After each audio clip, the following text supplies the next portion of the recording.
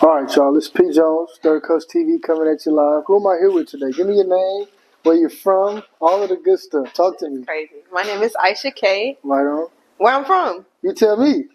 I just told you. No, you got to tell them, though. I know. It's not just about found me. out. She from the South Side, guys. No, I'm not. I'm from Mo City, Texas. H-Town one time. Okay. There you go. I don't remember the other question. I just asked you what your name is. My name is and where I'm from. Right, my name is Aishia. I'm from Mo City, Texas. Okay. My first question for you. I want to acknowledge first and foremost. I want to say thank you for the opportunity. Aww. I want to say I commend you for doing what you do, how you do it. This part's supposed to go at the end. No, it's not. I'm gonna close it properly. How you gonna sit on me like this? All right, we gotta start over, guys. No, it's not starting over. No, I'm just playing. Don't make me cry. No, but I'm not trying to make you cry. I'm just telling you. I salute you. I just want to commend you and give you your flowers first. Because a lot of people quit. A lot of people give up. A lot of people don't go hard. And I feel like you just keep going hard. This is literally like what Cosmo does at the end. Yes, I'm not crying. I'm big Nick. Making me about to cry. Okay, well, I'm done. Let me get into my questions then. But I just appreciate you. That's all. Oh, thank you. But you have been making music for 10 years almost. Probably a little bit longer. So from Alter Ego, Sweet Dreams, Yes I Do Rap, and Blue, how do you feel you've grown as an artist over that time? So Yes I Do Rap is not my project. Yes, it is. No, it's not. When I looked it up, it was. That's what I'm telling you. Okay, well. I'm telling you. Yes I Do Rap is my friend. His name is Kano Demir. That's his project. I am on that project, and one of the songs on that project is we have like a series. So okay, that's what I'm mistaken. But I know for a fact that I can't Alter Ego is yours. Alter Ego's 100%. Sweet Dreams is yours. Yeah, and then Blue is yours. And Blue is mine. So I want to know how much you've grown as an artist from those to where you are now, because now we're in a new era. So let's talk about the past and let's move on to the future. I think I've grown. I feel like my albums kind of move with me. So I feel like as I grow personally, I grow in my art at the same time. Right. So I feel like Alter Ego, it's called Alter Ego because it's just like, okay, I'm going to really start doing this music shit. Right. So a lot of people that know me or knew me at that point didn't necessarily know that I want to do music other than my family who like grew up with me. Right. Everybody else is not like something I shared. I was always in choir and stuff like that, but like that first project was like, okay, everybody's going to get to know the new me. And then I feel like I've just been growing a little bit like Sweet Dreams. I kind of got into different types of genres. For sure. Blue, I feel like was very personal. It was kind of like a personal project for me. I think I dug a little bit deeper. I think my songwriting also improved. And then I think Red is like, I don't know, more of a well-rounded expression. Okay. So as far as the earlier projects, what lessons did you take from those to Red? Because Red is very unique to me from my perspective as a listener. And we're obviously going to get into it. But I want to know, what lessons did you have to learn from the projects previous to get you to be able to say, oh, I'm going to put this together how I want and do what you've done? Because your rollout has been great, and the press on it has been perfect to me from a listener standpoint. So what do you think was the biggest lessons that you learned and said, okay, this is how I'm going to do Red? Are we talking like personally or technically? Both. I want to know from a sonic standpoint, from the music, because I know making music can be stressful sometimes, especially to get it how you want it. But then you have life on top of it. And you know, these projects have been spaced out years in some of them. Yeah. So give me some of the lessons that you've had to deal with and things that you learned that said, I'm going to do this regardless, and this is why, and X, Y, Z. That's a great question. Thank you. I got a couple more. Great question. That was a great question. There you go. I feel like personally, there's kind of like a quiet confidence. I feel like when I listen back, every time I work on a new project, I go listen to the ones before. I'm not a person that listens to their music like that. I just don't love myself. Salute to you. It's for the people. Yeah, for real. Like once I kind of let it go, I've lived with it for a while. So it's just like, hey, y'all have it. I'm on some new shit. Fact. But when I do go back and I like listen, it's like I can see not only like a confidence growing, but I don't know, I'm kind of starting to find myself, like what I like or what I want to sound like or what my favorite songs are. I feel like I'm a songwriter, so I can write a lot of different types of songs. But I'm starting to be definitely at this point trying to more like hone in on songs that I feel like are written for me and where I want to sonically go, and just songs that I write. I feel like with Alter Ego, it was just like anything I write, is going out. Right. I feel like as time has moved on, I've gotten more into like a curation space. I'm like, okay, I want this project to give this. I want it to feel like this. I want it to sound like this. And these are the songs that make it sound like this. And maybe not these, or maybe not these. So I feel like just in that way, I have just kind of grown and started trying to, I've just started trying to like, okay, I feel like a lot of it is research. What do people like from me? What do I like for myself? Where do I want to go? And what does that look like? Right. So if I know that if people like this, let me kind of try to still stay in this space, you know, but get better at this space. Right. And I think that's over projects that has happened. And then personally, I think I've just gone from, honestly, being unsure of myself to pretty confident. And just over time as a person, right, and as an artist. Okay, I like that. Well, salute. What would you say was one of the defining moments for Alter Ego, and then a defining moment to say, like, because you just mentioned that was the one that you was I'm really locked in on his music. Mm-hmm. What made that happen? What brought about Alter Ego? What made you switch and say, I'm finna do this for real? I always wanted to do music growing up. Always. I've always done music. I've always wanted to do music as an artist. Right. And so it was always like a matter of like when. Like, what am I going to call myself? What am I going to do? Honestly, I had a kid, and I was like, my kind of like path was forcibly changed in a way just because of the person I am. Right. So like I had planned to like after college move to New York and then so it's like it changed. So I don't know, I had my daughter maybe like a year and a half and was working a job and was just like, okay, are we gonna just be like this, or are we gonna eventually get back to this music shit? And it was just like, you know what, this was a path change, but we can still do what we can do from where we at.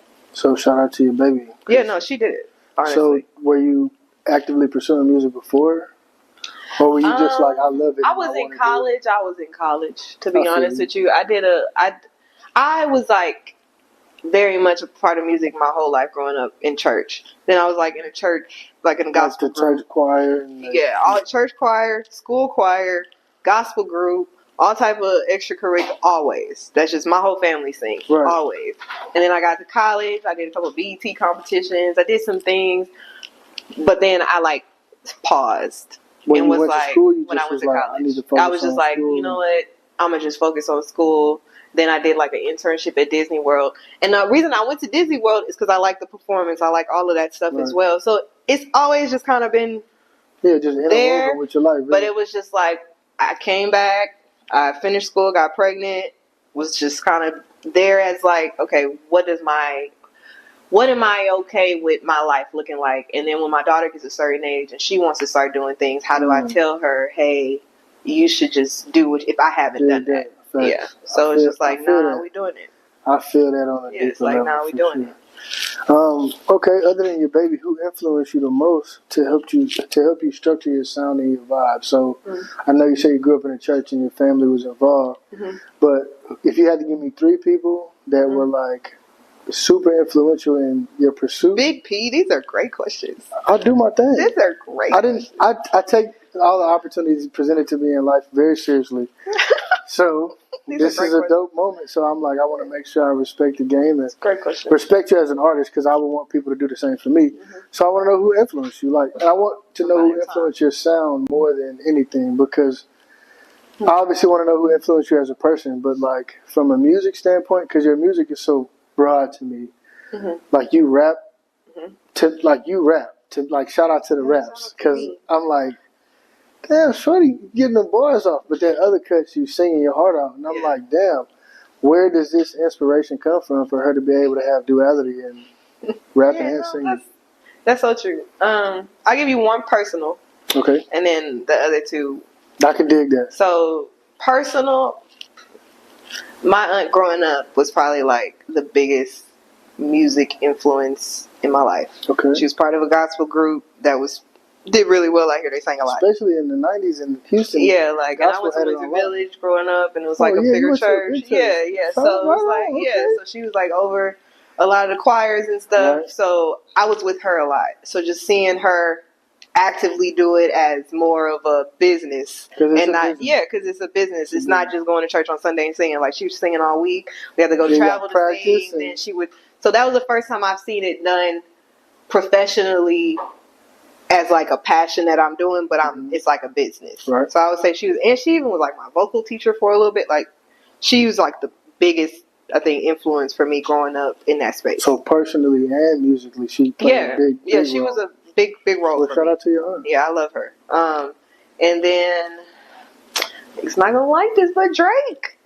I'm not gonna lie to you. I'm so sorry. Drake. Yeah, no, Drake. How you know I like Drake? Every time I say Drake, everybody starts snickering. Like this is I'm just not a Drake fan, but go ahead. Like for me, Marvin's Room was like a big thing for me. Sure. Like I remember when Marvin's Room came out. I remember when everybody was like making remixes and stuff. Yeah, that was like the first time I was like, you know what? You got down? Yeah. Like nobody heard it but me. But I wrote like a remix. Yeah, you don't like no Drake? I love Drake. Musically. I just feel like as a person. But not as a person. I just feel like... Hey, when you hung out with this nigga? On the Grassy in 2008, 9, 10. You know what I'm saying? I just know. I can tell by his fade. I can tell by everything about Drake. Because they don't have no real basis. I can tell. You ever seen this cat? You know what? But you know what? I take it all back. He's a great actor, so who knows? Who's the third person that has influenced you the most? Let's get back to third person that's... You know what? I can't really think of nobody else, so we're going to go with the answer. So you got God, I love Whitney your Houston. aunt, Whitney Drake, Houston. and Whitney Houston. Whitney Houston. Let's go with Whitney Houston. I don't think it's musically. Right? I think it's just she kind of recenters me in a way. You think it's attached to family, like history? I think her as a person and the things that she went through in ways I relate to, like how I feel she felt about herself, things with her family, things with what she felt like her purpose was, and kind of her, I don't know, her confusion in that. Yeah, she had a journey. Yeah, I think that has influenced me in ways to continue to push to do this that maybe would not be there if I didn't have that attachment to her. Fair enough. So we got your aunt, Drake, and Whitney Houston. That's a good 1, 2, 3. Mm-hmm.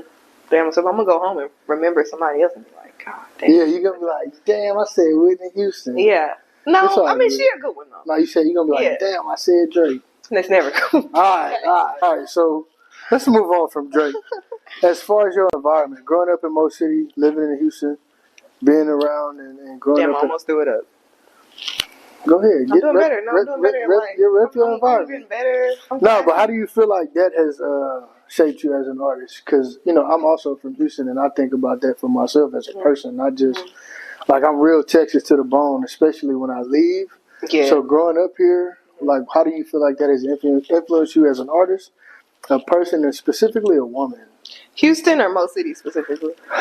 Let's go Mo City first, and then you can kind of branch out as far as Houston, because I know Mo City is Mo City. Like, if you know, you know. Yeah, I feel like I was encouraged to pursue my creativity in different ways. For sure. So I think growing up in Mo City for me, I think it's a misconception. Houston, I think being from Houston is the greatest place on earth. And I think if you do music and you're from Houston, facts, you're extremely lucky to have like such rich talent always available. Even if it's some shit nobody else in the world has ever heard, it's shit down here that is just amazing. So just growing up in this city, I just remember going to the club, and because I grew up in Mo City, and I grew up in Missouri City, so let me be very clear, I ain't grow up Richmond folk, I'm not zero. I grew up, let me be very clear, it is a difference. I grew up in Quail Valley. So where I grew up, and in my household, certain shit wasn't being played. Certain shit, my mom was very particular. Yeah, it was OD. So like when I went to the club, and I'm like, what is this? She said, oh shit, what the fuck is this? She said, oh my god, that shit changed me. I think that's also where some of my hybrid comes from. No, for sure. I can attest to listening as a fan and then being a Houston native myself. Some of the flows that you have and some of the things that you say, I'm like, man, that's why I say, how you don't know where I'm from? I just had to. I'm trying to, you know what I'm saying? We got to build this. Yeah, if I would have just came in here and be like, oh yeah, I know she's from Mo City, you would have been like, Okay, Yeah, he nah, knows. But that's a see, diss. now you got a different level of pride Yeah, about like, where you nah, from. I had to pull that about you, man. Come on yeah, now. yeah. I mean, Lakers home is better than most city, but we ain't gonna talk about that. Look. So let's talk about Red though, for real. I wanna talk to you about the album, man. okay. I got a question about the connection to Blue, Okay. first and foremost, because you name this album Red, and then looking at your discography, you have Blue. So is there a connection? Is there a correlation to those two projects? And then why Red right now? Like, what about this project you said 2025 is my time to release this? Okay, I'm gonna do the second question first. Of course. It was supposed to be like 2023. Oh, for real? Dead ass. This project has been in the making for that changes a lot of things that I have to ask now. 4 years, 4 or 5 years. No way. So, yeah, for me, I just been trying to get it out between life. Right. And I just think things happen when they're supposed to happen. For sure. So, like, it's 2 or 3 songs. Better wouldn't have been on this project if it had come out when it's supposed to come out. Thanks. Because that was the last song I wrote. So it's just like, I think it came out when it was supposed to come out, but it was supposed to come out in 2023. It wasn't. I didn't choose it. When that first single dropped, it was supposed to come out a couple months later. It just like because Blackout been out. Yeah, Blackout been out. Late Night Slide came out the year before that. For sure, we'll get into that. Yeah, so that's what I'm saying. What was the first question? I don't know. No, I'm just messing with you. The correlation to Blue.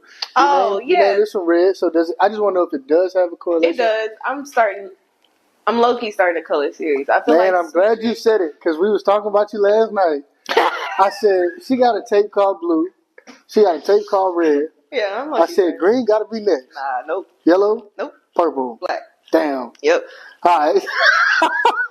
I'm with it. I hope niggas enjoy Sexy Time. I'm with it. Shit is over this Black? nigga. Right? I was about to be crazy. Yeah, Red was crazy. Yeah. I was in shock. Definitely, I feel like Black gonna be better. You think that Blue is gonna Blue was the... Really Sweet Dreams, it was pink. The cover was pink. Everything I did for the project was pink. It was real pink. It's just I didn't name it pink. And I just feel like that was really the first. I just didn't name it pink. And then Blue. I was like, damn, what I'm gonna call this project? I was like, damn, this shit make me sad. I was like, so you was feeling blue, and I was like, okay, I like that. That's kind of like my pink. Then I have Blue, and then like I just was in a space of just feeling like good about myself, and I don't know, just on some just like hot shit. And I was like, you know what? Based on the songs I'm writing, that's kind of how I come up with it. Right. I'm like, nah, it's some sexy shit on here, and it was before I started writing the sadder songs. Yeah. So that was. I'm gonna ask you. It started off just like. I'll get into it now, I guess, because yes, when I listen to it, you start off heavy with Blackout, and then I think you go Addictive, and then there's another cut before you and Machi. There's what is it? Do This, and then the Late Night, and then I feel like toward maybe track 7 or 8 is when it get sad. You start to like open up a little bit. For those of y'all who have not listened, y'all need to listen. It's a great project, but it threw me off a little bit because I was like, okay, and then I was at work and I was like, damn, what happened? So I was asking about the questions for the colors. Because Blue, when I listened to that, I was like, Yeah, I think I even said recently, I said it kind of was like Blue and then Red, and then it's like Red ended Blue again. It's almost like it started off hot and heavy. Yeah, fire. And then it was like, damn, yo, you know what? This shit make me sad too. Fair enough. I was just curious about the correlation. That's literally what it... Because, you know what? I kept listening to the project and being like... That's why I said I think things happen when they're supposed to happen. Because if it had come out, I would have felt like it wasn't a complete project. It's just like... It was too... Nothing is perfect. Nothing makes you feel 100% good. No. You know, so it's like... If it does, it probably ain't good. When I listen to it, I'm like, why am I not acknowledging a way I'm... Like, what is it... Why am I super hyper-focused on... this really good feeling, and I'm just not at all paying attention to this other feeling. And then in me talking to myself and listening to my project, I'm also like, okay, nah, we have to push that out. Like a lot of people like Side Effects a lot. Yeah. That one I literally wrote bawling. Like that song, I was like, nah, we have to write something that's real. the rest of this shit is fun and it's sexy and all that's me.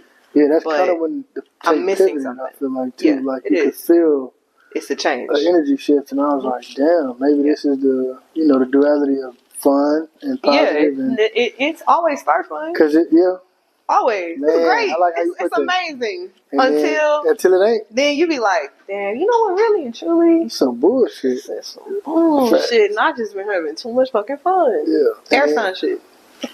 It's real air sign shit. Facts. We be living That's life, funny. man. That's funny. Okay, so let me ask you then. So, did you have to remove any tracks? Because you got 11 tracks. It's about 33 minutes of worth of runtime on here. Mm-hmm. But how many tracks would you say you removed in the process as far as putting it together and saying, okay, this is how I'm going to do my track list? Because you don't have a lot of interludes. You don't have no filler. It's just music. Like, it's feelings, emotions, music, and real art. So what was the process of removing it, saying, okay, I'm going to keep this one, or I don't need this one on the tape? Well, one, my life is inspired by real events, like they say in movies. So there's a balance to being like a writer and having to like not blow up my world in a way. The rollout and the promotion of this tape, I'm like, man, I got to share something from her every single day. Because if I see it, I share it. Don't be a bum. Share your friends' work. Absolutely, for real. If you see it, share it. It's free. Yeah, it hurts you none. Don't be a hater. Yeah, don't be a hater.com. What do you want your listeners to take away from Red? Because I feel like it's very sentimental to you. So do you want us to feel sentimental as well, or was it just you expressing sentiment and you say, I just want y'all to listen and listen? Or do you want them to take something away from this particular project? I want a small message of relatability. Like, you going through this, I'm going through this, we're going through this. This is how I process going through this. Maybe this helps some of your process. Right. Even if it's just, man, I relate to that shit. Fact. And because I feel like, for me, this project is kind of a coming to know myself. Like, I think a lot of the elements are, like, sexy. I feel like there's some love in here. But I think there's also, like, a big, like, me talking to myself. Like, me getting to know myself through whatever this experience is. And though I'm recounting the experience, I'm also starting, and that's why it's towards the end, I'm starting to figure out how I feel about the experience. Right. And then I think if you listen to it more than once, then you can hear what you hear of like, man, it's great, it's great, it's great. And then, no, it's not. So it's more just like, I want people to take whatever they take from it. And if it's just like, hey, I just like this shit and this shit go, I'm cool with that too. That's cool too. I'm cool with that. I was just curious because me personally, listening as a fan, I at first was like, oh, this shit jamming. She in her bag. And then I was like, damn, what's in her bag though? Because she's really like, you really start to open up as the tape transitions, and I'm like, damn, I feel that. Damn, I've been through that. Damn, I done felt like that. Damn, I should probably move on with my life. Yeah. So when you hear, that's why I said I do. There is a small message there of like. I just wanted to allow you to convey that message because I think sometimes people who don't make music or who are not as creative. They don't understand. Yeah, some people just listen. I listened to the tape twice, and I immediately was like, "Damn!" And I had to like really like take some time for myself because I was going through some personal things. Yeah. And the first 4 tracks are so lit.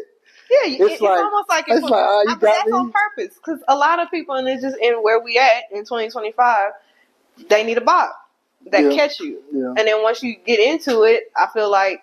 You hooked. Yeah, then because that's how I wanted to feel. I wanted to kind of because it's only 11 of them. Yeah, it's not that so much. It's not, and it's 33 minutes. So as far as the playback, it's quick. Like if you run, you can run Blackout over and over and over. Yeah. Addictive. Yeah, all of them. Like late night, I run late night all the time. Them top couple is just like vibe. But after that, it's like you make it past number 6. That shit trash.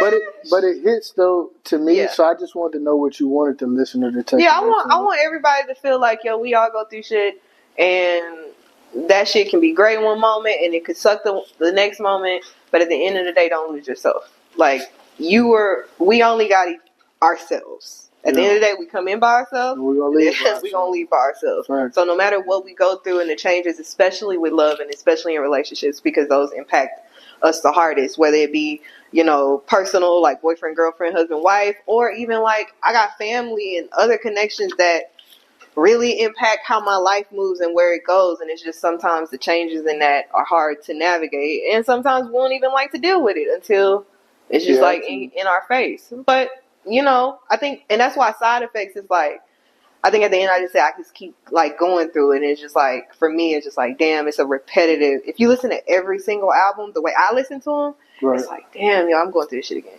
Damn, I'm going through this shit again. Damn, I'm going through this shit again. And Red is like, yeah, I'm going through this shit again. But I think that's what makes a good artist great, is the fact that it's not really the content matter that changes. It's just the way you discuss it. And how you've changed. And it's almost an acceptance. I feel like with Red, there's an acceptance that is there that it wasn't there with Blue, for sure.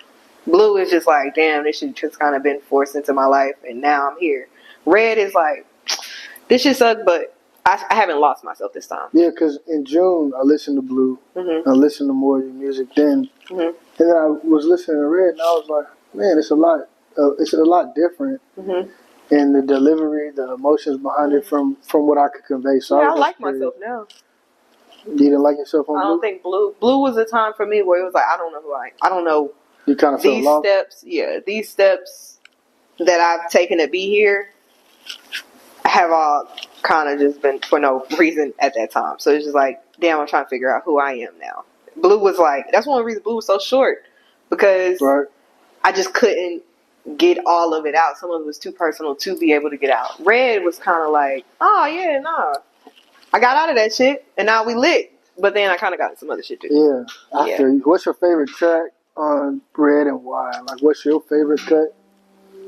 I think my favorite track is Side Effects. I think Side Effects, honestly, is my real favorite track. And if not Side Effects, then Better. Okay, so why would you say Side Effects and then break down Better too? Because I like Better because of the way you're getting down on it. I was impressed because, again, to the point of the shift on Side Effects. So why those two over the other ones?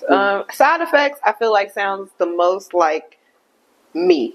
Okay. Like, if you listen if you listen to me from Alter Ego to Sweet Dreams to Blue, Side Effects is a song that sounds like me. Okay. Like, I feel like when I listen to the project, I'm like, damn, I don't have nothing that sounds like this song from this project or this song from. I think Side Effects sounds like my normal, regular flow. I think with the rest of the album, I'm trying to do different shit. I'm trying to just play with shit and do things differently. But Side Effects is really just me just going.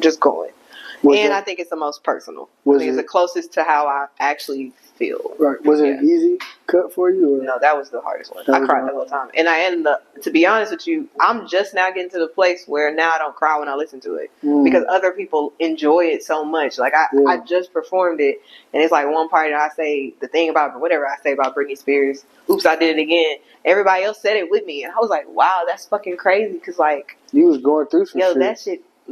Like people don't understand that shit. When I wrote that, I was like, oh yeah, this the one for you, because you haven't expressed that in this project yet. You've been real good at looking at this side of things and just completely ignoring this, and this is where the meat is. Well, that's the turning point. Yeah, and that's why it ends, because now that chapter is done. Like, the fun, hey, we just living to live, and I got out of Blue, and that was fun, and now we doing that, and now I got my lesson here too. Yeah. Close it. I like that. Yeah. Now, what about Better? Better, I don't talk about my daughter a lot. I don't talk about my daughter much at all. And, like, the struggle with being, because I'll cry now, being, like, a single mom and doing this. Yeah. And, like, my uncertainty. Don't do this to me. I'll cry with you, girl. I'm trying. My uncertainty with just continuing. And that's the first time I've talked about that. So y'all can't talk about it now. It's okay. No, I don't need no tissue. No, give me a tissue. Give me a tissue. Nah, but yeah, I think that's the first time that this is the thing about rapping. And it's probably why I don't rap, and that's why Black gonna be different. Because rapping, you have to be honest. You can't lie R&B, you can talk about love. Yeah. It's rainbows. You can make it sound pretty with the writing and stuff. That rap is real. And real R&B, don't get me wrong, also does like the same heart-wrenching thing, but you can exist in R&B, especially in 2025, without accessing like real emotions.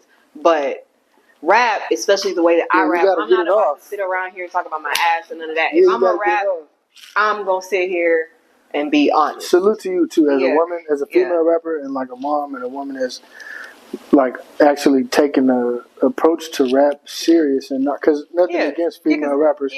But sometimes female rappers are better than a lot of these cats out here, truly. Yeah. But I just hate that they push it in a negative way. So when I do hear you rapping, it's not about shaking your ass and some bullshit. Like I'll throw a little, I'll throw a little bit in there. But no, I purposely try to not do that because I don't like that. I mean, it is there for what it's there for, but it's not a balance enough. And if I am going to rap, it's going to be for a reason. Yeah, maybe as a father, that's why it better hit me too. But hearing you talk and get down how you were, I was like, man, I feel that. Yeah, no, it's I think better for me was like, yeah, bro, like, this is the first time I said in a song, I'm really tired of this shit. Yeah. This shit is much harder than people. And I think for me, because all my shit pretty, when people talk to me and stuff, it's very much like, oh my God, you're doing so amazing. Oh my God, you're doing great things. I'll be like, I'm tired in the bitch. Shit, this shit is hard. Like, you started with, I've been doing this 10 years. Nah, for sure. Yeah, this shit is it's difficult. And then once you start to get to the place of what I'm actually, for me, my daughter's now old enough to like, we cool. Right. So then it's like, damn, am I really working to a place to not be with her? And that even for me is more of I think I'm at a real like turning point in my life. She's at a turning point in her life. Exactly. And it's like, I don't know if I want to miss that. I don't know how much it's a balance for me. Yeah, but that's life, and I commend you again. Yeah. And I think that if it was easy, everybody would do it, and people don't. No, that's why you have parents who abandon, and parents that can't hang, and parents that do what they do in the worst. So I salute you because it is not easy. And if it was, everybody would do it. So keep doing what you do. Thank you. Wow, I'm crying and everything. Look at it's all good. Stop playing with me. I fuck with that. I feel like with Better is like, I was like, you know what? We're going to really do something. Because I have a lot of songs that I didn't cut off of Blue. I didn't cut off of Sweet with just me rapping. Because I don't like to hear myself rapping. You got to get in your bag. Shout out to Bingo because he pulling about you. Yeah, I'm not gonna lie, because you got off on his stuff. Yeah, and I was like, yeah, he I was like, that old girl in the red. Yeah, now it's crazy. Like now niggas know me for that, so now it's like, damn, okay, I can't run from it as much no more. But that's what I'm saying. It's not even so much. I love to rap. I do freestyles. I used to do freestyles all the time.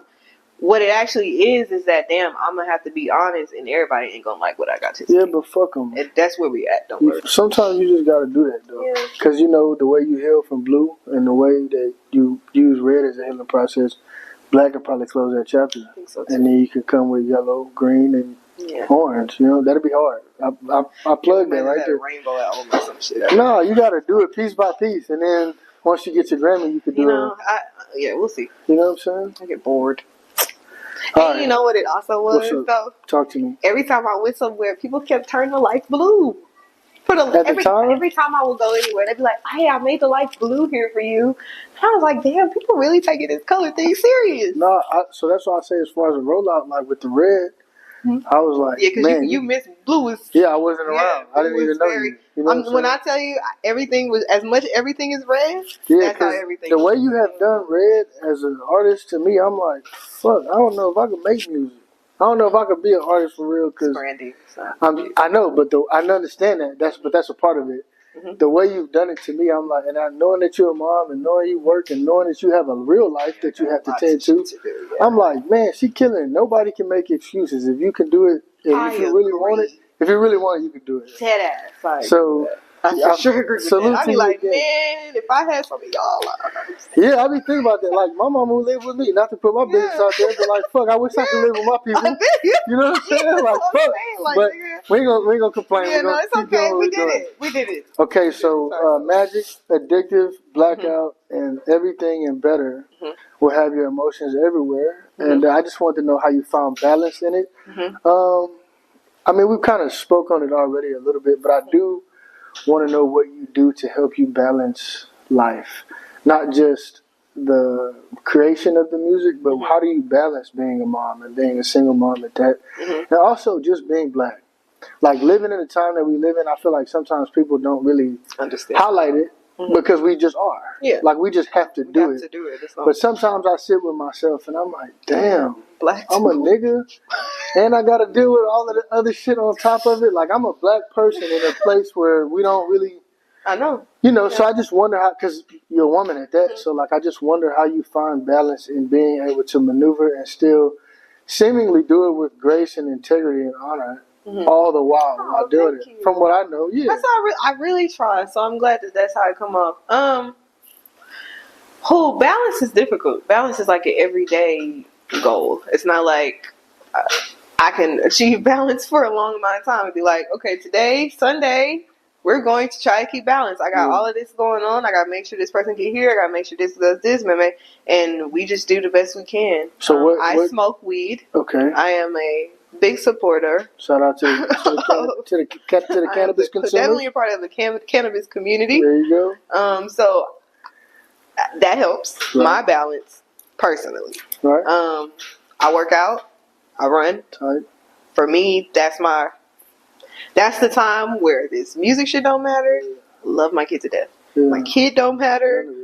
Nothing matters but me getting to my car without passing out. Yeah. And it's just like something about that forces me to just refocus or reset. So I would say for balance for me and anybody that's trying to find balance, find something that forces you to reset. A lot of people, especially moms, working out, not only is it a good reset, you look better after. Yeah, which ultimately helps everything right, as a woman. Look good, if I look good, I just feel 10 times better about whatever the fuck's going on, you know? That's real. I think for me, like, those are the two things probably. And then the black part of it, I think there's a moment, I don't know what moment for me it was, where you just kind of accept it and you look at it as a privilege. And I think that's where I'm at. I take it as a privilege that I have to continually deal with bullshit and have to go through probably the hardest path there is. It's like I feel like I was chosen for that. And I wouldn't want it any other way. Fact. Yeah, I wouldn't want to be nothing but who I am. Yeah, I love being black. I'm also Somali. I love being both. Right. You know, like I enjoy the experience, positive and negative. Like, so I think it builds me better for this shit. No, for sure. If I can deal with being black, this shit should be kind of it should be much easier. Yeah. And I'm from Texas. Yeah, fuck your boys. Yeah, I'm good. Yeah. I love it. I fuck with that heavy. Was there any hidden gems in Red that you sprinkle throughout the tape, or were you just very transparent? Or is there like nuggets where like you could say, if you know, you know? There are definitely nuggets. Give me some. I want the exclusive. Because you don't know. No, you gotta give me something. I want to know because as a listener, right? I'm like, it's you nuggets. Don't know. I can't talk about them. That's why they nuggets. You think I would have nuggeted it? If I could talk about it, that's why I would have. That's why it's a nugget. So are they? It's definitely nuggets. Are there subliminal nuggets? There are lots of subliminal. Are there direct signals, or are they just the things that? If you know, I'm talking to you. If you know, you know. You know, I'm talking to you. That DJ Candlestick shit, I was like, I'm glad you did that noise. Because I love that. I was like, damn, she really chopped that thing. I was listening to that shit that night that came out. I said, man, take this other shit down. This nigga went crazy. Yeah, he did his thing. He talking on that whole shit. Crazy. He did what he do. Shout out to DJ Candlestick. Yeah, hell yeah, shout out to DJ Candlestick. Yeah, but I'm just curious as far as how did that come about? And as an artist in the R&B realm, why did you do that other than the fact that we from down here? Because I thought it was really dope, and I feel like not a lot of real. He's like, y'all don't understand. Nah, I love it, man. I love Black gonna come out, and then whatever is after Black is only gonna be a screw project. Ain't gonna be no. It's gonna be that is going to be what it is. No shit. Be no regular version. I'll let your boy. I want to get down. That's where I'm trying to get to be honest. I think that you doing it for Red was like super honestly, ahead of its time. I couldn't have planned it better. Honestly, and I didn't. It just kind of all came together. Like I did. That shit is jamming. I did. That's the one. If I would have known that shit sounded like that, y'all probably wouldn't have got Red. That what y'all would have got. No, you gotta give us both. I just thought that was dope. I thought it was really dope. Did South by Southwest in probably like maybe 2017, and I did a Chop Star show on 6th Street, and so that's where I met him and OG Ron C. And I'm an AK. DJ Candlestick is the alpha, so we kind of just was like, hey, yo, like, I ain't say nothing. You didn't say nothing, but you rolling your eyes just like with Drake. Hey, look. And here's the number 2. I went to a white school. It's okay, guys. Listen to the end of my project because DJ Candlestick know me so well. He said something about OVO or something at the end. Yeah, on the end of him, on him chopping it up. I adore Drake. He knows this. So, Drake? Yeah, we just been cool since then. He did Sweet Dreams for me.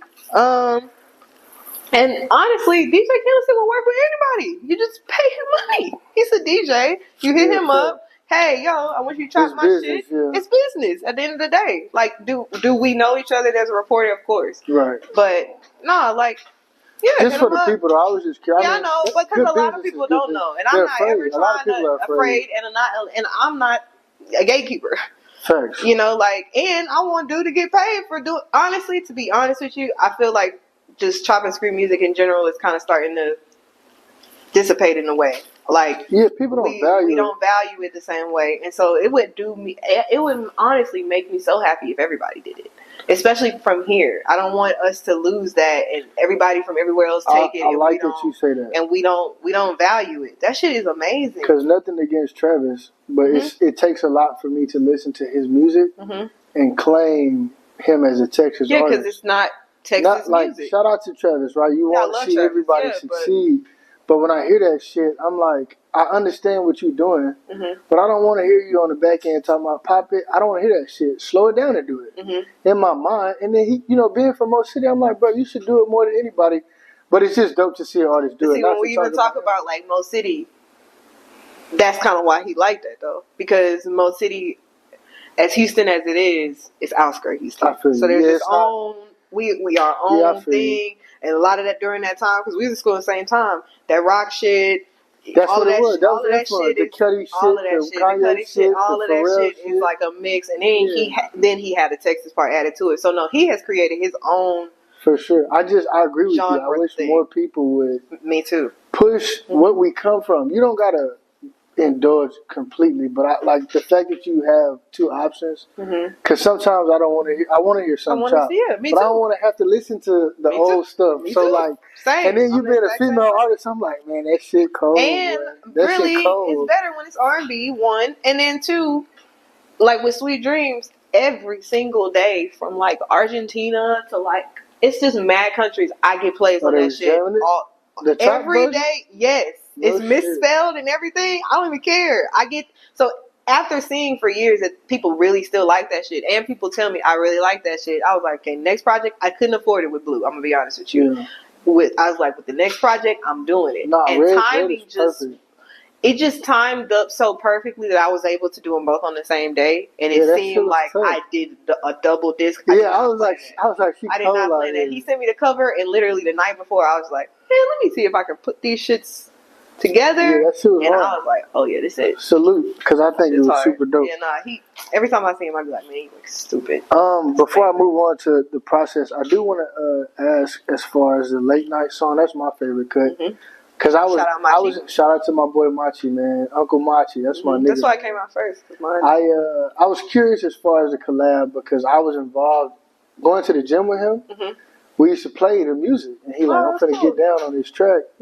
And I just remember having conversations with him and hearing y'all do it. How was the process? How was the collaboration? Like, what went into that? Because you don't have a lot of features on this tape. I don't have a lot. If you go through my music, I only got like 3. Yeah. So what made you feel like that just fit? Because it's a great song to me. But I want to know. For one, it's a specific type of R&B song. It gotta be somebody that flow like rap that does R&B, but like can say some like that shit bullshit. Yeah. So when I'm listening to this, when I wrote it, I was like, oh, I really like this, and I don't do features and stuff. Yeah, because you did your thing. You set them up. It was like, all you gotta do. And it was like, when I stopped, I was like, man, you could either write a second verse, you could find somebody else just like pick it up and just go hard. I was like, if it could be a boy, that'd be better. And I was like, I don't want a rapper. I want like somebody to kind of do what you do. And it's a very short list, to be honest with you. Sure. And so Machi, I don't even know what song it was. But I was in the studio with him one time, and he played something that I swear to God, I was like, this shit is crazy. Yeah, some shit that you like, why the fuck are we sitting here? Nigga, like, why we ain't LA? Why you ain't made it shit out, bro? Like, what? And so he just always stuck with me after that. And I was like, man, the next time I have something, it was really, I'm not going to say the other person, but it was really only 2 people that I was considering to, like, put on it. I think you picked the right person. Yeah, no, me too. I just was curious on the collaboration process because I have made music with him too. And that's my partner. Yeah, so I was curious. Because me and him have sat in the studio for hours together just listening to music. I sent that shit. So you just sent it and I'm not a cold. Yeah, I like to write my shit by myself. So okay, well that leads me into my next question as far as when you create, how do you do it? Is it like a late night thing? Is it early morning or is it when it hits you? What's your creative process? Because I feel like the way you make music, it can't be linear. Like your creative process, I feel like, with your life and the way your music sounds, it's just when it hits you. You know what? I'm starting to realize I am an early morning. I'm getting old. All the time. That's really what it is. Thanks. So every time I start trying to write at night, I might get a little bit off, and I'm let's revisit it. And so early morning, if I have like time in the early morning, and I can sit there for 3 hours and just, that's usually when I like to write. So it's usually like a morning thing if I can do it. But to be honest with you, these days I'm so busy. I write in the car. Like, I'm writing on the freestyle. Hopefully people get soon here. But I've been just writing it in the car. Had a little bit of time at home. I write a little bit more. Do a couple voice notes. So what? Back to it. What quantifies a song making a project for you? What characteristics does a song have to have for you to give it the green light? If we're doing a project. It has to go with whatever. Usually I have a theme. And it's got to fit the theme? It has to fit the theme. So do you always come with a theme or do you let the theme develop? Does the theme change in the process? Or yes, the theme does change in the process. So with Red, it always does have a theme. So with Red, was that your intention initially? Like you said? Oh yeah, I knew it was going to be Red. Okay, you already had it. Because it's whatever I am. So wherever I'm at and what my general mood from day to day is, that's usually what the next project gonna be. Even like Sweet Dreams was supposed to be Sweet Dreams and Beautiful Nightmares. It was supposed to be like Beyonce. It was supposed to be double disc. And some shit happened with the other half of it that it just didn't happen. Right. But even Sweet Dreams is more like a poppy, happy. Yeah, for sure. Yeah, it's like. And I was like, man, I'm not gonna lie, listening to your music and listening to Red, I'm like, I think I even messaged you on Instagram one time. I was like, yo, you awesome shit. Yeah. Because I wasn't prepared. Yeah. Like I had no idea. So like, what challenges did you face sonically with this, or did you just feel like this is where I am now, so it's easy for me to get into this bag? Because I was shocked. You know what it is? As a listener, it's really hard getting things. I think the hardest part is getting things from in my head to sound like they sound, and a lot of that is money. If I'm being honest with you, like because if you can pay the engineer, you can pay the producer, then you're they good. Can make whatever you want come to life. When you're doing a project. It's a lot. It's a lot. It's a lot. And so us going back to my branding and stuff, I'm spending money top bottom. And it ain't nobody else here spending money. It's just me. Sure. So salute. Yeah, like I have to pick and choose. Like if I'm being 100% honest, like there are things on this album that I don't like because I just did not have any more resources. Yeah, but everybody or the time. And it's just like I had to let it be. But that's the hardest part is making sure my resources match your thoughts. Yeah, because I'm trying to get it to sound how I know it's trying to bring something to life. Yeah, I feel that. I feel that. Do you think that Red was geared more toward the listener, or did you gear it more toward the performance aspect that you see? Because I know you perform more often than people probably know, and y'all need to show love when she does perform because she posts about it. But I think in this process, did you have intention on performing initially, and then when the tape changed, did you say this is more so for y'all to feel it?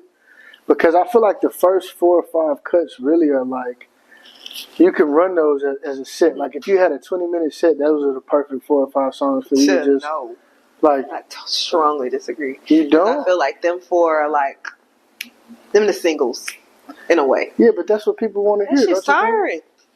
In most of them songs, I'm not gonna lie to you. I'm fat, rap fast. It's all that fast shit. Yeah. Shut the fuck up. It's too much. No, don't nobody want to do that. So back to back. That's a lot of work. So did you write it in thought of performing, or you just wrote it to write it? I just be like, man, this is how I feel. I'm gonna write this, and then it's like, okay, this is how I feel. And then I start to have a group of how I feels, and it's like, okay, oh, this sounds good. This is clearly where we're at. So right. Let's start to now be more structural in how we put things together. But like for me, Black Out was number one because I knew that when people heard this, they was gonna like it. When I hear it, I'm like, oh yeah, this shit go. Yeah, Black Out. Mac mix don't really matter. This shit go. This shit can it sounds good. It sounds good, and it's got a nice replay value too. Yeah, and it catch you off guard a little bit. It's the perfect. Yeah, for sure. Yeah. I turned that shit on. I said, "This ain't my homegirl. This is not the lady I interviewed." How important is performing though? Do you care about performing as much? Important. I know, but as far as to you, I know it's important, but like, you value it? Yeah, I probably value it that more than anything else. Really? And that's probably what I feel I have to work on the most. So you feel like you have to work on performing the most? I think that performing is the hardest, and I think that I have to work on it the most. You feel like you have to work on it because of a lack of being able to do it, or just in general you want to be at a higher caliber? Both. I don't think there's a lot of opportunity here to be able to perform often unless you, especially as a singer, unless you are like a cover band type. Like if you do covers, yeah, you know the song. You get a gig, then you can do gigs. I was telling somebody yesterday, it's like, because she was asking me why I don't do covers online. I was like, you have to, especially as a singer, you got to define what kind of singer you are, because that's where people place you. And it's like some people are really good at doing covers, but when their own music come out, people ain't really fucking with it. It's just like, nah, we just want you to sing other stuff, or they hire you to only sing other stuff. They don't want you to sing their own shit. I'm not out here pinning this shit for myself. Like, it is for myself, but I'm also trying to share it. So I try to stay away from that, so much. I got you. Yeah, but I don't think it's a lot of opportunities for what I do. So I feel like I need to practice because of that, and because I just need to get better. You heard me say Whitney Houston was my favorite, right? Yeah. So I will never, ever sound like Whitney Houston. It's impossible. Right, and that's a great bar to have. But you can sound like the best you, though. Yeah, but if my bar is Whitney Houston, I'm always trying to improve. That's what I'm saying. Yeah, it's just I'm just always trying to get as close. I feel like if you stop trying to improve, you should stop doing it. You should stop doing it. Yeah, because you don't care no more. I agree with that.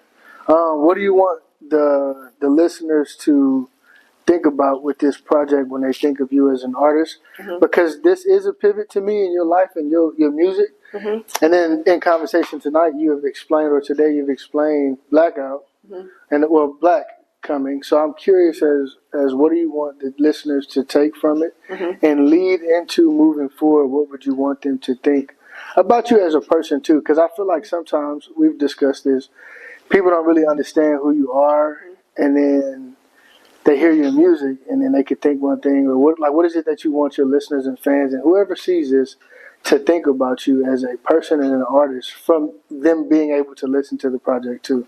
Like if you say, go listen to my tape, this is what I want you to think, and this is what I want you to feel, or this is where do you stand on that? Like put yourself as a listener of your music for a second. I think I just want you to like some shit. It's really not. I'm gonna be honest. This might sound bad, but I don't want to say that, but I don't really even think about that part of it because it's like I want. You don't think about the listener? Not really. I want my music to appeal to who it appeals to. Am I going to try to make it appeal? I feel like I have a good ear. I feel like just in general, I know music that sounds well versus music that don't sound well. I know how to put together a good song. I know what a great song sounds like. Right. I feel like people have different preferences. I feel like if I spend too much time focused on the listener, I miss what my purpose is to put out because I'm too worried about the response. So a lot of time I just want people to listen to it and like something. And then if you want to take something away, it's that, this girl really working really hard at this shit. That's really it. I don't really, past that, really think that far deep into it. Because for me, this is an ongoing thing. It's almost like, I don't think, name somebody who makes shirts. You make shirts. I do. Okay, you're not a good example because I feel like you're going to say you do think. When you sell a shirt, you constantly think about how they're wearing it. In the beginning, I flowed. So I think some of that is growth. In the beginning, I was like, I just want everybody to wear it because I wear it and it's fly to me. Mm-hmm. And then I had to pivot and was like, well, fuck, everybody don't look like me and dress like me, so I should change the way that I think. And now I'm more so like, if I think it's hard and you think it's hard, then you might buy it. And if you don't think it's hard, then it ain't for you. Yeah. So I think it's like, and I feel similarly. I think it's important to consider the listener. Yeah. But at the same time, I feel like, especially with us as artists, we get real big into, are people going to like us? Are people going to like this? So is it going to fit? Is it going to set? Yo, I don't have the time nor energy to be worried how people going to take it. Especially at this point. At the beginning, it was more of like, damn, am I good enough? Am I good enough? Am I good enough? Shit sound good, now it's like, I've had enough people say, you are good enough for me to feel like I can trust myself. Okay, fair enough. Now, I do want to ask you about the feedback aspect. What is the biggest or best feedback that you've heard from being an artist since you started that has stuck with you and said, and like, it's something that you can revert back to and say, you know what, that person said I was this way or this moment happened. What's one of those moments in your career where you were like, I'll never give up on this shit? Like, have you had that? I have. You know what's funny? Because we were just talking about the rap thing. I rapped for Mace mad long ago. That same weekend I did DJ Candlestick. Shit happened. Preacher Mace? Yes. And I rapped for Mace. And during that time I wasn't rapping. No shit. But he asked me to... The person who introduced me to him said that I was a rapper. Okay. And at that time, I really wasn't. I was a singer.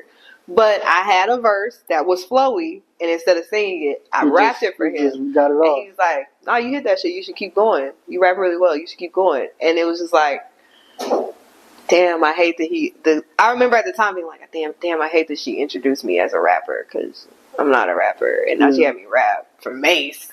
But then when he said it was good, I was like, okay. And I think about that often. You're not even a rapper. Yeah, I'm not even a rapper. The fact that that's good shit. Hell yeah. And I think a lot of people, and the thing I consistently get is my writing is really low, which is honestly the most important thing. So that's one of the other things. I'm going to close it out in a minute, but I'm curious as far as your songwriting, how much do you value your pen, and are you willing to share the pen, or what's your thoughts? To share the pen. What's your thoughts on that? Like as far as just being an artist, because I've been exposed and had conversations with people who have just volunteered their pen, and listening to you and like really trying to take into consideration the words that you choose, and sometimes the way that you layer shit.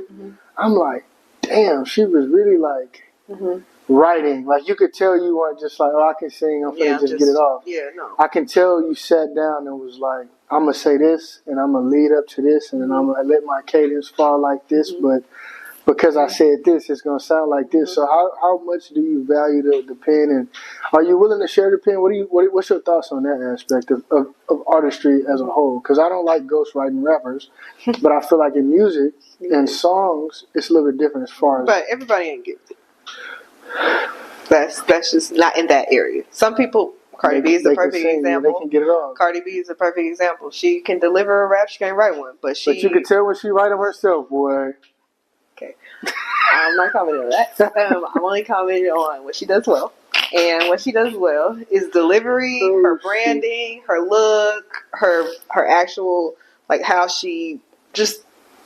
Yeah, she gets it. She all the rest of the things, it's like, what's that shit y'all like? Like March Madness or something. Yeah, it's like, there are things she's great at, things she's not great at. Yeah. But, you know. It works itself out. Yeah, so I feel like you need those people. I am not a super people person. Sorry. It's just not my calling. At a point, I'm going to get tired of sitting in people's faces. I feel it. But I still love music, and I still would want to still be a part of great things happening. So for me, hell yeah, I want to share it. To me, that's what the retirement plan look like. It's me. But it's one of the things where I feel like artists have to go through these different sections of life. I feel like I got to prove it to people. I have to prove to people enough for them to say, yeah, I do want you to write for me. Okay. Especially at this level. Because another artist that's close to the same level, it's tricky. Because you don't want them to feel like you saying the way you write ain't good enough. It's just like, hey, can I help you? Because it's actually, hey, I see that you're really dope. And I think some shit that I do over here could fit better with you. But setting that relationship is kind of... It's hard. Okay, so let me ask you this: as far as, do you think that's a female thing or just an artist thing in general? And the only reason I ask you that, both. You think so? I asked you that because I'm not sensitive about my shit like I used to be. Mm-hmm. And me and Machi together, I'm only using him because you know him. Mm-hmm. We help each other. And y'all are friends. Y'all also go to the gym with each other. Yeah, it's my dog. But at the same time, I feel like if someone that wasn't your dog, somebody that wasn't somebody that you, how does that come off? Because see, there's already a level of trust there. There's already a level. Yeah, like it's a level of love. So I'm like, I don't want to have to be cool with somebody because I think it's girl or boy. I think boys are easier with me because I'm a girl. Okay. But I think boy to boy, no. I think it's the same. I know people who's trying to do that right now. It's not the so same. You think it's harder as far as the trying to help somebody lyrically? Mm-hmm. Until they feel like it'll actually go. For it? They have to low key feel like that. Because otherwise they take some type of offense to it. Artist stuff is get real ego-y. Yeah, it's an interesting dynamic when it comes to a human and an artist. It's like, bro. Like, and I'm not really an artist that have a lot of ego. So when I deal with people who have a lot of ego, it's kind of off-putting to me. So I don't want to ever offend nobody or think that I'm saying, hey, you're not good at what you do. But I would love for people to give me the opportunity to like write with them or write for them or... Because I have songs that I'm not going to sing. You just know it's not. It's not for me. They're not for me. I can't sing them in the way they in my head. So I feel that. Yeah, I have a couple. I'm starting to have more artist friends, and then now I'll be like, hey, friend, yeah, what if we did this? Let's just see. Yeah. Okay, so I'm gonna ask you this here. I want you to give me 3 producers that you like. For sure would be like, I want to get off on what they got. Christ, yeah. But I'm going to make it hard for you. I want you to give me 3 producers you want to sing for and 3 that you want to rap for. And then I want you to give me, I'm going to let you do them first because that's a hard little task, I feel like. And you honestly don't even have to do Let's do 3. Rap first because it's harder. Beans and cornbread. Dead ass. Give me some. Dead ass. That's like a oh my God. That's sounds like a zero, boy. I know I love zero. Oh, he was number shit. 4. Let's go. Let's go. Definitely, when you said it, man, that's some shit I never even thought of. Don't nobody even know what you're talking about. Yes. If y'all from the state, y'all know. Yeah, hell yeah. Fuck. That's like, that has to happen in my life. That's hard. That's a good ass response. God damn. Sad. Like, since I was just young, I remember one day. Man, he got the best tag in the game. Yeah. Okay, who else? Okay. These days, she's like, well, man, that shit hard, man. Go ahead. That's funny as fuck. Number 2 actually go to both. 40 for Drake. Because they're interchangeable. You do R&B, you do rap. Fair enough. For him. And then last rap one. And... damn, I can't even use my answer no more because he traded. Who? No. Whisper to me. Never say that man's name again. You talking about? I'll be around here. He from our city? No, he not from here. Okay. I thought you talking about your chump name. No, I'm not gonna even say. I can't say it. I can't even say it no more. Oh, fuck. You talking Dr. Dre. As a producer? Eminem is one of my favorite artists of all time. So my freestyle is gonna be over. Ain't nothing but a G thing. I just feel like that's a good pocket for me. I'm interested. It's gonna be okay. Great. So let's pivot a little bit. Oh, I didn't do my singing ones. Okay, give it to me. My singing ones are easier. B Cox, Rodney. Find it. No. Rodney Jerkins, and 40. I said 40 already. Oh, so you get 40 bucks. 40 is both. Because 40 does he can make the slow rap, and then he can that flip thing that they do, and then he can do R&B. Yeah, that's an interesting list on both sides. I like that. Okay, as far as the collabs, you gotta say, give me 3 collabs, and I do not want to hear Aubrey no more. You're gonna be a hater. He already on the list. Okay, Drake. He's on every list. Okay, give me 3 other people that's damn, not other than Drake. Yeah, not Drake. Drake is already there, guys. Fuck. I'll give you an off the wall one. NDRE. That's not off the wall. For me, I feel like people think that would not. That shit makes sense to me. I love NDRE. They're not really listening to your music if they don't understand that. NDRE. I'll That's give a a good current one because I don't feel like I don't ever talk about current artists. Coco Jones. I love Coco Jones. No shit. And just on some pen shit. Not even have to be. Yeah, just let me get it off so you can deliver that. I feel like she just got. Yeah, she's some talented. mesh there that I feel like I could work with. What else you got? Last one. Ken the Man. Who? Ken the Man. I don't know who that is. Say it again. Ken the Man? Ken the Man, never heard of him. Are y'all fucking... You know who Ken the Man is, right? Thank you, Mike. Do you know who... Thank you. What is wrong with y'all? I'm younger than you. You sitting in this damn Houston... I'm younger than you. She is if not the biggest rising female rapper from Houston right now. I'm just not a big... I'm not big. And she from out there in the north side. That's terrible. Oh, I think I do know who you're talking about. Are you kidding me right now? I think I know her. You take this out. This don't make you look good, bro. No, it's all good. This don't make you look good at all, bro. It's all, I'm gonna keep it a bean. Ken the Man? You gotta put me on after we get done. I'm about to put you on right now. I'm not hip. And she a Gemini. Shame on you. So it's my family, really. Damn, that's crazy. I'm shitting on my kinfolk. Nah, you gotta let her play you some shit. I You're apologize. wilding for real. I apologize. Ken the motherfucking Man out here. I love Ken the Man. So that's the collabs. Yes. I could get with that. Because that's Talk to damn, one more zero. Yeah, I was waiting on that. Damn, that's crazy. I was like, I don't even understand why you didn't start there. Because we knew Drake was going to be on the list. Because it scares me, the idea of it. Because you know what? I'm going to tell everybody right now. Zero is not scary. Zero goes to therapy. Zero is just like all of us. He's just older. And a Capricorn. I swear to God, Zero probably the most normal guy when it comes to artistry. All the other shit, I can't speak on. Do you listen to Zero? I do. I listen to him religiously. He don't fuck with nobody. He don't. Leave him alone. And I feel like if you just come into him with some bread and some music. Yeah, it's the bread. Come on, yeah, for sure. I gotta figure out my bread. Definitely Zero. Yeah, but I think that'll be a dope ass collab. I was waiting on that, so I'm glad that you brought it up. Yeah, no, I can't. I wasn't gonna do you like that on camera, but I definitely was gonna say what's the deal? But see, I'm glad I caught it. And that's how you know. Man, Zero the Cricket. That's I think me and Zero would make something great. Okay, so before we close, I do want to ask you a couple of Houston questions because you're from the city. Mm-hmm. Give me your top 5 Houston, not Texas.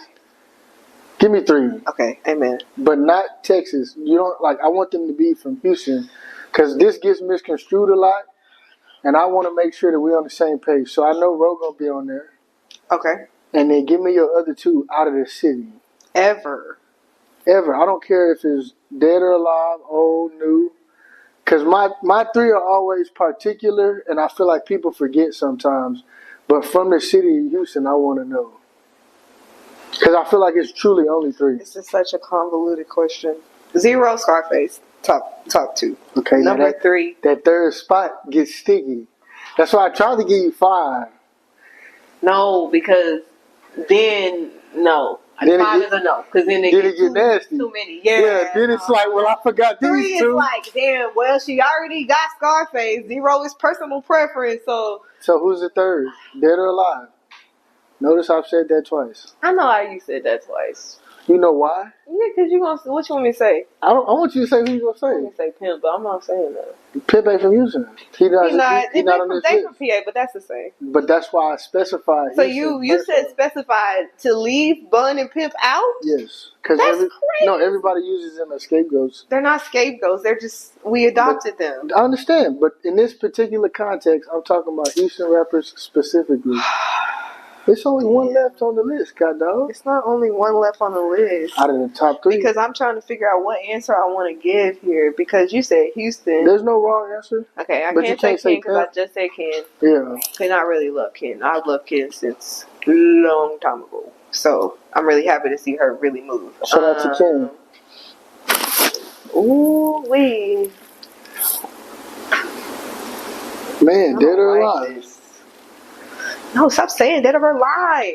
Alive, nigga. Alive. some of the dead niggas the coldest in the game, though. Oh, get the fuck out of here. Fucking Beyonce. What the fucking Beyonce? Are we serious? That's fair. What? That's fair. Beyonce. Did I say 0. Rappers, though? I don't know if you said rappers. You actually didn't say. You just started and you said 0, so then I just went with you. You didn't say. That's fair. If it's artists, Beyonce. Beyonce, Zero, and Scarface. Beyonce has influenced my entire life. I can't even. You can't be mad at that. No. Okay, well, my last question to you is, when you're done making music entirely and you have transitioned to something else, or at least at pushing it as the way you do now, what would you like your legacy to be? I'm very big on legacy, and I think about this project came out in 2025, right? In 20 years, when you look back on it, what do you want to say about Red, about the series in general, now that we have, divulged into that? What do you want your legacy to be of you as an artist? That's kind of, well, that's it. That's why I said, me as an artist is very different than me as a person in music. Well, give me both. Okay, as an artist,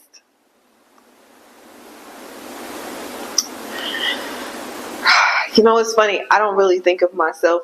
I look at this artist time more of like research. I'm gonna be honest with you, and learning, because what I feel like my actual purpose is to be able, for Houston, to do something in the space to improve it. I don't know how. I don't know. That's the part I'm trying to figure out, and I think I figured that out through this me being an artist thing. Right. I would like to manage an artist. That's something I would like to get into. I would like to be able to help the space or curate events that encourage, just get back to a bigger music space and a more collaborative space. We're not as collaborative as we should be here. Yeah, for there to be so much talent. It's just not, and it's too many people moving here. Yeah. And Chance be down the street like all the time. Like, it's becoming. I think Houston is changing in a way. It's turning into LA. It is, and I would like to help lay some type of foundation. I don't know what yet. That's the part I'm trying to realize in my life. But when I look at like my music, unfortunately, I don't look at it as that. I would like to write a hit. As far as my legacy as an artist, that's as far as it goes. You want to write a hit, or you want to create a hit? I just want to write one. Write one. I want to write one. I feel that. But other than that, that's pretty much as far as it goes for my artistry. I don't really at this age, desire a lot of the shit that come with this shit, or the accolades that come. I don't really go for those no more. At this point, I do think a lot about legacy. I'm getting older. I don't have the time to be doing a lot of the little politics, and I'm starting to grow out of that. Yeah. And I just want to figure out how to leave some type of impact here, so that people that come after me can stay in Houston and still do that and still be able to do. I appreciate that for the city, and as an artist myself. Yeah, I love my city. So ain't no city quite like ours. Yeah, I remember growing up, people used to tell me, nah, you could never be that big, and I literally was in a class with Travis Scott.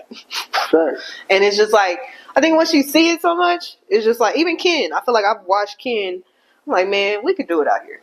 Yeah, we could do it out here. Megan did her thing. Travis doing his thing. We could do it out here. I feel like people just give up, or they don't believe enough. And I think it's a good time. I think, unfortunately, all the stuff that's going on in Atlanta and all of that. Yeah. It's time to reclaim. Time. Big X doing his damn thing too. Nah, he is. Shout out to even Mexican OT, just being from Texas and getting the publicity. It's a good time. I'm not even that big of a fan, but bro doing his thing, it's a good time. He's and Big X going crazy right now. And that even lets you know how many brands are looking to artists down here. How many execs and stuff are looking here specifically. Like, there are a lot of people in the city that are getting signed way more than I feel like a couple years ago. Which lets me know there are eyes here. No, and what I don't like is more of like a plucking and removing, as opposed to us curating. It's great enough out here to stay. Here. Just stay. I know people that move. They come back. They be like, fuck that shit. That shit ain't no point. No. We could be a real music city. We just gotta be more collaborative in how we do things, put things together. We just do not like to work together for some reason. I feel that. Well, I'm gonna close with this. I want you to give me 3 things to the people that they don't know about you. Oh God. And we're gonna close it with that. And it don't have to be music related. It could be personal. Okay. It could be anything. But I want you to give a little bit of yourself in whatever capacity you're okay with. Okay. And we're gonna close it. All right. 1. Well, I don't know. I love musicals. Probably more than any other type of music. Like the Nutcracker type? That's not a musical. The Nutcracker is a ballet. Oh my God! So give me an example of a musical. You killing me today. Just trying to educate you, my brother. I'm just educating. They got leotards and shoes on. Ballet, Nutcracker. I think everybody else. That's a musical, ain't it? What's a musical then? Give me an example of a musical. You have just like something that's just like orchestra, which is usually the ballet. It's just like an orchestra playing music. Give me some game there. Dancing. Okay. Then you have like opera. Right. You know what opera is? Yeah. And then musicals are usually more like singing and dancing with scripts. No shit. All together. So you like Wicked, musicals? Chicago, Wicked. Okay. Things like that. I'm tracking. Now give me another one. Another musical? No. Oh, something else about you. You don't know yet. We didn't explain it. No, don't do me like that. That's cold. That's a cold game, boy. That's that Mo City in you. Terrible. I don't know if people know. I feel like I said it earlier, but I'm African. My dad is from Somalia. Shout out to the motherland. So. Have you been? No. Probably not going to go neither. No. Probably not going to go. Understandable. Yeah. What's your last one? My last one is... Shit gets so real. No, I don't have that many things. You got to give me something. Come on. You know what I'm saying? Give me something. You've given them a lot. Well, I'll just tell them my favorite movie since they'll never hear it. They'll never hear it on anything else. What's your favorite movie? My favorite movie is Lucky Number 11, and everybody should watch right now. No, we did this already. We did this already. We did this already. We did last time we recorded. That's what I wanted people to know. Nah, that's a great movie. That's one of my favorite movies of all time. I like movies like that. That's why I loved y'all. I was like, they know that. Nah, that's especially shout out to my boy Chris King. Yeah, that's dope. Well, God bless you. Can I say something? Go ahead. I just want to. Can I have a mic? You can. They can't hear me no more, but I guess. Okay. Oh, damn. Go ahead, get it off. No, I just want to say thank you for doing this. I really wanted to just like sit down and talk about the album, but I think it's really weird when people just ask themselves questions and talk to a camera. No, for sure. Yeah, like I hate how social media, I don't know, it's just making things, and I just wanted to do something a little bit more personal and kind of put our brands together and stuff. No, I appreciate it. I think that the way that you interview is really great. I appreciate you doing this with me. No doubt. When I said I wanted to do this, I already knew who I wanted to do it. No, I appreciate you. Again, like I was telling you in the beginning, I think it's a big blessing for you to even extend the opportunity. You know, I kind of toss and turn between being a creative and just being a father. Mm-hmm. Like, I understand. I'm just gonna work and take care of my kids. One day they're gonna be grown and they're gonna leave us. My son just turned 8 years old, and I'm like, damn, 8 years, he's not gonna care no more. I'm gonna tell you, that's your oldest. Your oldest is 8. He's gonna be like, Pop, I'm trying to go. I'm telling you. I tried to sit with my kid for more than 10 minutes, and she's like, "I want to watch my anime. Is there something I can help you with?" Like, yo, I'm just trying to love on you. Yeah. And I'm like, no, they be gone. Yeah. They gonna leave. Yeah, you better find something to do. But I appreciate you though, because as in my journey, I kind of have stopped making music, and I just enjoy talking to people. Mm-hmm. And I think you're really good at it. I appreciate that. I feel similar to you as far as the city. Mm-hmm. I want to be able to do something in the city that makes people feel like, oh, we're connected, and it's not this pissing contest where I'm better than you, or I got more ice than you, or just bullshit, because I feel like that's not where we come from. Mm-hmm. I feel like the origins of us as a city was the fact that nobody was fucking with us, so we was fucking with us. Mm-hmm. And I don't feel like we have that anymore. So I appreciate you for this opportunity. And I don't think there are any platforms, to be honest, other than like I did an interview with 4 Times. I love 4 Times. Yeah. Because they actually find independent artists in the city that's doing their thing and give them some type of platform to talk about it. It's important for people like you, other creatives that are not in music, or like even videographer, everybody to do, because it helps the space. If there's more here to nurture it, artists won't feel like, damn, I gotta go to LA. I gotta go to LA for anybody to even give a fuck. Yeah, like it's nice to feel like somebody cares enough to ask you about something you put your whole year into, at least. Right. You know, so no, I think this is dope that you're doing that. And even back to like the kid thing, I truly believe, which is why I started really doing this, I feel like it's because they view us as what they want to be. Yeah, and they're gonna do what you do. They're gonna do what what you say. Absolutely. So and they're gonna see. They're gonna know at a point if you pursued what you wanted to do or you didn't. Yeah. Even if you don't make it, even if you're not As long as you taking care of And your once you baby, have kids, making it is, yo, if my kid could just do a little bit better because they saw me do this, that's enough. I don't care about nothing else. I don't really. That's why when you ask me what kind of my legacy is making sure your baby can really do what good and she she can do what she wants and not feel so boggled down by life. Shout out to the kids, man. But I appreciate you for the time, and Third Coast TV, we out. Hey. Peace. Yay. Thank you, Mama. Yay.